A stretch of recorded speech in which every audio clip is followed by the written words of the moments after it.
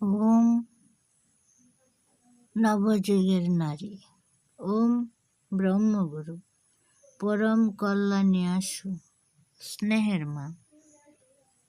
নারী জাতির মধ্যে শক্তির চর্চাকে সুপ্রতিষ্ঠিত করিতে হইলে সর্বপ্রথমে তোমাদিগকে এমন একদল মহিলা মল্ল গড়িতে হইবে, যাহাদের বাহুতে থাকিবে অমিত শক্তি, হৃদয়ে থাকিবে অসীম সাহস, বক্ষে থাকিবে জাতীয় উন্নতির সুতীব্র আকাঙ্ক্ষা, মনে থাকিবে প্রবল আত্মবিশ্বাস, চিত্তে থাকিবে অসামান্য সংযম, আর চরিত্রে থাকিবে নিষ্কলঙ্ক পবিত্রতা। জীবনকে ইহারা ভগবৎ সাধনার সুগভীর অনুভূতির উপরে ভিত্তিমান করিবে এবং ভগবৎ সাধনার বীজ হইতেই ইহাদের জীবনব্যাপী কল্যাণ সাধনার সুদূর প্রসারিণী শাখা ও প্রশাখা সমূহ উদ্গত হইয়া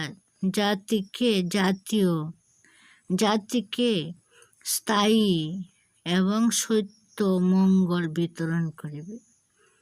এই সকল মহিলা মল্লের ভিতরে কুমারী থাকিবে, সধবা থাকিবে, বিধবা থাকিবে, কিন্তু প্রত্যেকেরই জীবনের বিশেষত্ব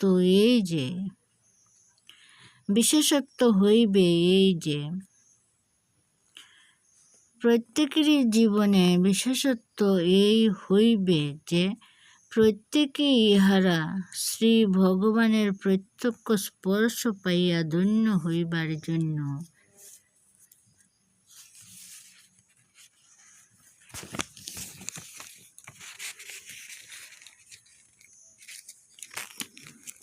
প্রত্যেকটি শ্বাস গ্রহণ ও প্রশ্বাস ত্যাগ করিবে। ভগবানকে প্রাণে প্রাণে উপলব্ধি করাই ইহাদের সকল ব্রতের প্রথম কথা হইবে। ভগবানই ইহাদের জীবনের জীবন এবং মরমের মরম হইবেন। ভগবানেরই কাজকে ইহারা নিজেদের করণীয় এবং ভগবানেরই ভাবনাকে ইহারা নিজেদের ভাবনীয় করিয়া লইবে।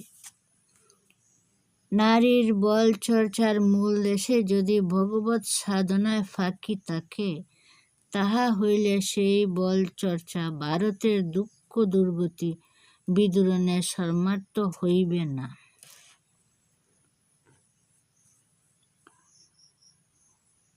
প্রত্যেকটি শ্বাস গ্রহণ ও প্রশ্বাস ত্যাগ করিবে। ভগবানকে প্রাণে প্রাণে উপলব্ধি করাই